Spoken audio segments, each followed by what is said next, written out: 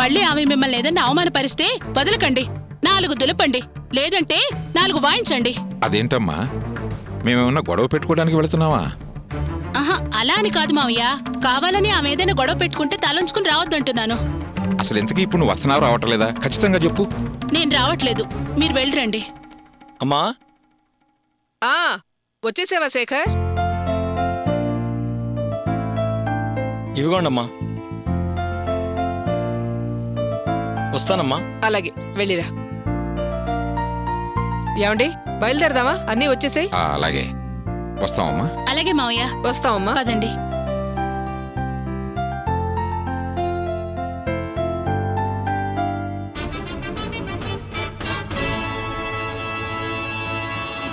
అబ్బాబు,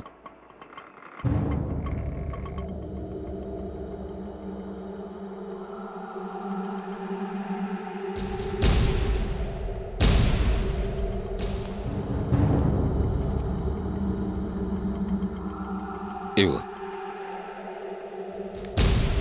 రా.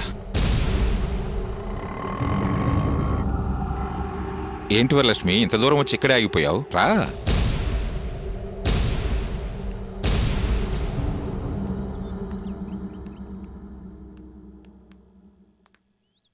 ఆగండి.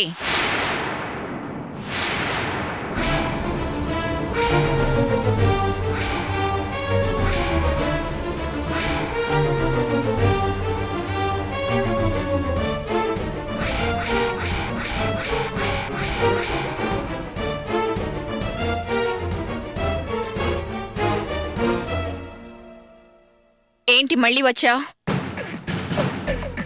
ఆ రోజు నీ కొడుకుని తీసుకొచ్చి గొడవ చేసావు. ఈరోజు మొగుడు తీసుకొచ్చి గొడవ చేద్దాం అనుకుంటున్నావా? నేను మీతో సంబంధం వద్దని నా కూతుర్ని కూడా వదిలేశాను కదా, మళ్ళీ ఎందుకు వచ్చావు? అవును, నన్ను ఇబ్బంది పెట్టండి నీకు తోచదా? ఏమండి, ఆవిడ గొడవ పట్టం సరదా. పెద్దవారు మీరైనా ఆమెకు చెప్పొచ్చు కదా. ఆవిడ పిలవంగానే మీరు వెంటపడి వచ్చేసాడమేనా? అమ్మా, మీరు ఆవేశపడకండి. మేం గొడవ పట్టడానికి రాలేదు. ఓహో, జరిగిన గొడవకి సంజాయిషి చెప్పడానికి వచ్చారా? సంజాయిషి కాదమ్మా, ఓ శుభవార్త మీతో చెబుదామని వచ్చాం. ఏంటా శుభవార్త? ఒక్క నిమిషం, లోపలికి వెళ్ళి మాట్లాడుకుందాం. సరే రండి. వరలక్ష్మి, పద.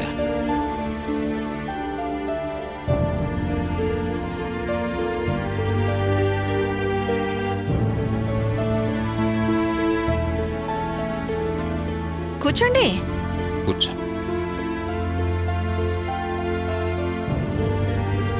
చెప్పండి. చెప్తానమ్మా, ముందు ప్లేట్ తీసుకొస్తావా?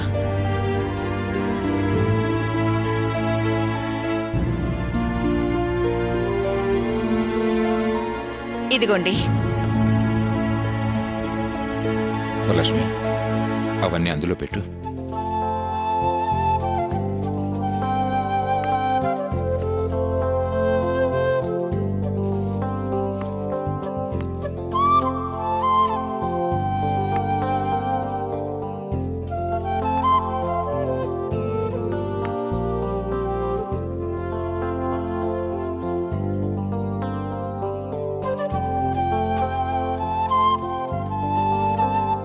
అమ్మా, మా రెండో అమ్మాయి కావ్యకి సంబంధం ఖాయమైంది. వచ్చే బుధవారమే నిశ్చితార్థం.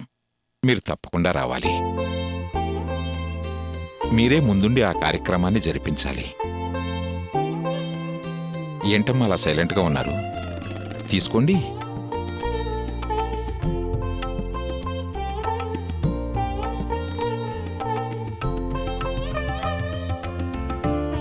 అమ్మా, మేమేదో పిలవాలి కాబట్టి ముక్కుబడిగా వచ్చి పిలుస్తున్నామని మాత్రం అనుకోకండి. మనస్ఫూర్తిగా పిలుస్తున్నాం. మీరు ఖచ్చితంగా రావాలి. మనం అందరం మళ్ళీ కలిసిపోవాలి. సరే కూర్చోండి. కూర్చో.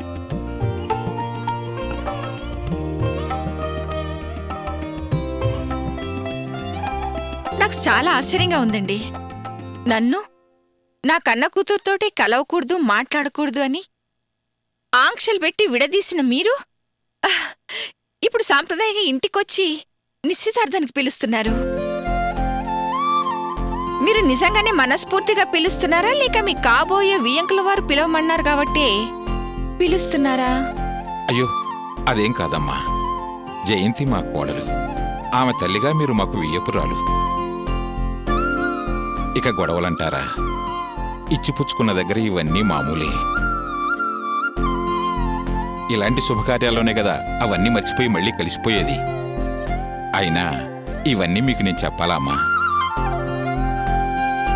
చూడు చెల్లెమ్మా, జీవితంలో జరిగే చెడుని వెంటనే మర్చిపోవాలి, మంచిని కలకాలం గుర్తుపెట్టుకోవాలి అంటారు.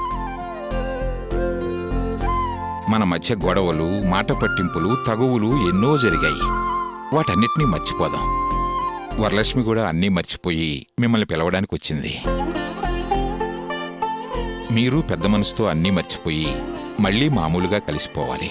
జరిగినవన్నీ మర్చిపోయి వచ్చిందని మీరంటున్నారే, కానీ వారు వచ్చినప్పటి నుంచి ఒక్క మాట కూడా మాట్లాడలేదు.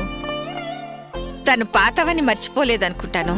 అబ్బేబే, అలాంటిదేం లేదండి. ఏదో అప్పుడు అర్చన విషయంలో మీ ప్రవర్తన నా మనసుకు బాధ కలిగించింది, కోపం తెప్పించింది. కానీ వియ్యపురాలు గారి దగ్గర కావ్య గురించి చాలా గొప్పగా చెప్పారట కదా. అదే మీరు కాకుండా వేరెవరిని ఆ స్థానంలో ఉంటే పాత కక్షలన్నీ మనసులో పెట్టుకుని మా కుటుంబం గురించి ఉన్నవి లేనివి చెప్పి వాళ్ళని ఎగేసి ఈ పెళ్లి జరగకుండా చేసేవాళ్ళు. కాని మీరు అలా జరగకుండా నా కూతురు గురించి చాలా బాగా చెప్పారు. అందుకే నేనవేవీ మనసులో పెట్టుకోకుండా అన్నీ చెరిపేసి మీ ఇంటికొచ్చి మనస్ఫూర్తిగా పిలుస్తున్నాను. ఈ నిశ్చితార్థానికే కాదు, పెళ్లికి కూడా ఖచ్చితంగా రావాలి. చాలా సంతోషం. ఎక్కడ ఈ పగలు, ప్రతీకారాలు ఇలాగే పెరిగిపోతాయో, మన కుటుంబాల మధ్య రాకపోకలు, మాటా మంచి లేకుండా ఇలాగే జీవితాంతం ఉండిపోతాయని చాలా భయపడ్డానండి. కానీ మీరే ఇంత మంచి పనికి శ్రీకారం చుట్టారు. అప్పుడేదో నా కొడుకుకి పెళ్లి చేయాలని ఏదో జరిగిపోయింది. ఇక మీదటైనా అన్ని సవ్యంగా జరగాలని, మీరు మేము కలిసి ఉండాలని నేను అనుకుంటున్నాను. మీరిలా నా ఇంటికొచ్చి నన్ను ఇంత మర్యాదగా పిలిస్తే రాకుండా ఎలా ఉంటానండి? తప్పకుండా వస్తాను. మరి మేము వస్తామమ్మా. ఒక 10 నిమిషాలు ఆగండి, భోంచేసి వెళ్దురు. అబ్బబ్బే, ఇప్పుడు అవన్నీ ఏమొద్దమ్మా, చాలా పనులున్నాయి. వస్తామమ్మా. అలాగే వస్తామండి. నమస్తే.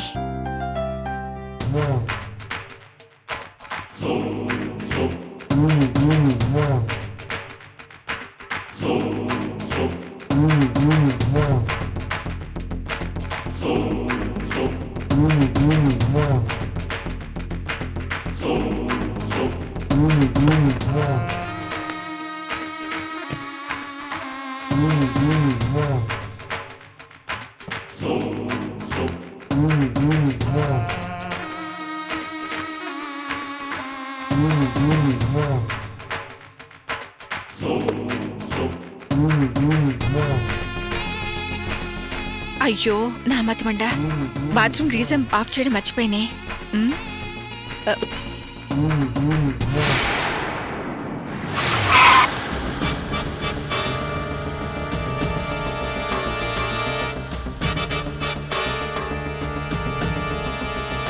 కమాన్ కానిస్టేబుల్స్.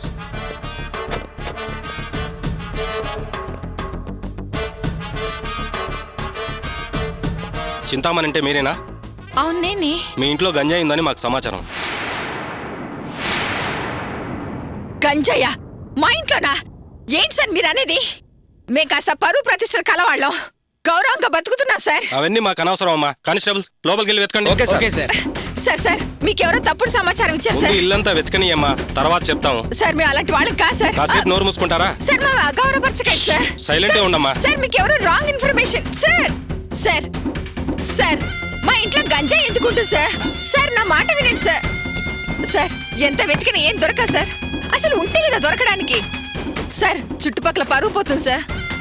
సార్ ఫ్రిడ్జ్ లో కాయగూరలు తప్పించి ఇంకేముంటుందో చెప్పండి సార్. సార్ నా మాట వినండి సార్. అంతా వెతికాం సార్. ఇల్లంతా వెతికారా? వెతికాం సార్, ఎక్కడా కనిపించలేదు. ఏంటిది? సార్ ఇప్పుడే మా వియంకుల వారి స్వీట్స్ పళ్ళు ఇచ్చిపోయారు సార్.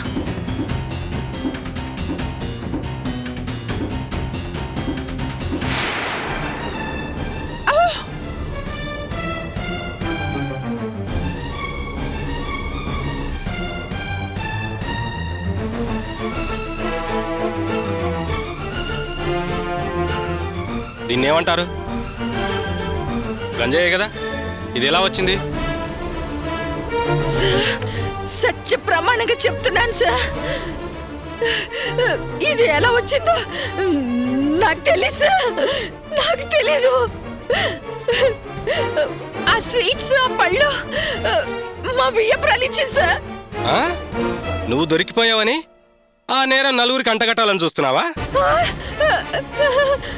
కానిస్టేబుల్స్ ఇవి తీసుకోండి.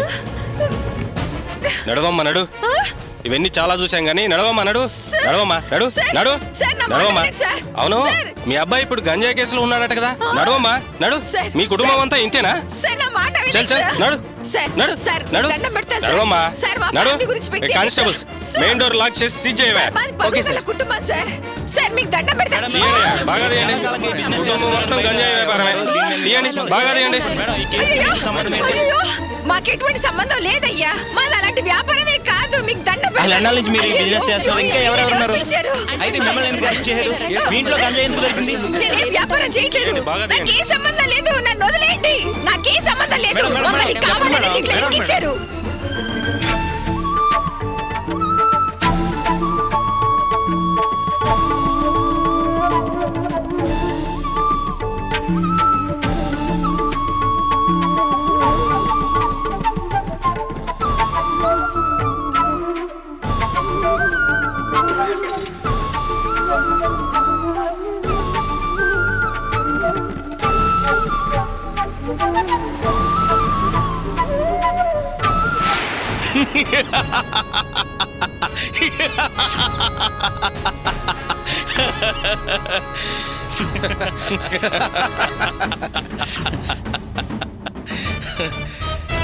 ఒరేయ్, నేనిలా మనస్ఫూర్తిగా నవ్వి ఎన్నాళ్ళైందిరా.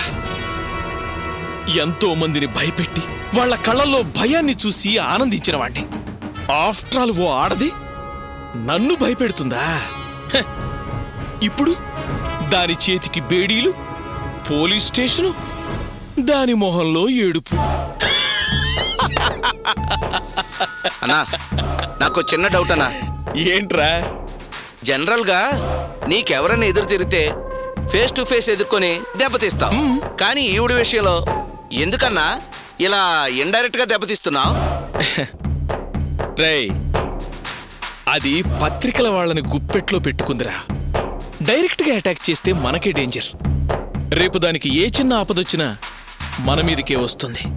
తెలిసి తెలిసి ఆపదల్లో చిక్కోవడం దేనికి అని. అందుకే దాన్ని ప్లాన్ ప్రకారం ఇరికించాలనుకున్నాను. ఛాన్స్ దొరికింది, ఇరికించాను. ఫినిష్. అది ఏ పత్రికల వాళ్ళనైతే గుప్పెట్లో పెట్టుకుని నన్ను ఇబ్బంది పెట్టిందో, ఇప్పుడు అదే పత్రికల వాళ్ళు దాని గురించి దేశం మొత్తం ఊదరగొడుతున్నారు, ఎరగదీస్తున్నారు. ఆ రోజు నేను పడ్డ బాధ, అవమానం ఈ రోజు అది పడుంటుంది.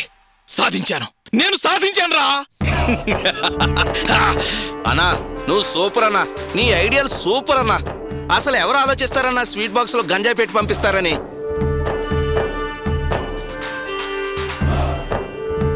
నువ్వు ఆ శేఖర్ గాడికి గంజాయి పెట్టించి పంపించినప్పుడు అసలు విషయమే అర్థం కాలేదన్నా. టోటల్ గా సినిమా చూపించావన్నా. నువ్వు జీనియస్ అన్నా.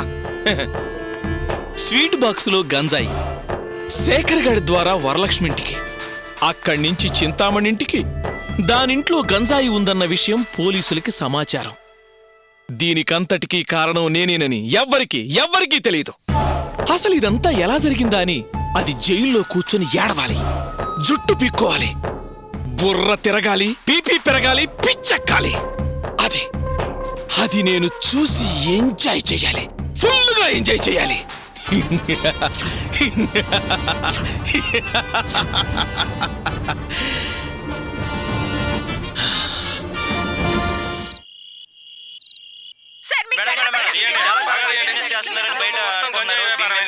తీయండి బాగా తీయండి.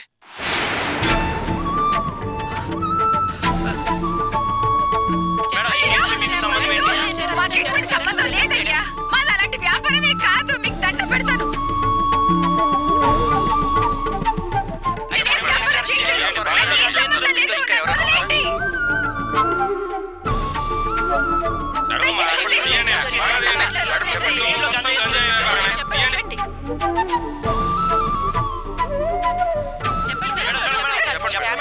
ఏ సంబంధం లేకపోతే మిమ్మల్ని అరెస్ట్ ఎందుకు చేశారు చెప్పండి మేడం.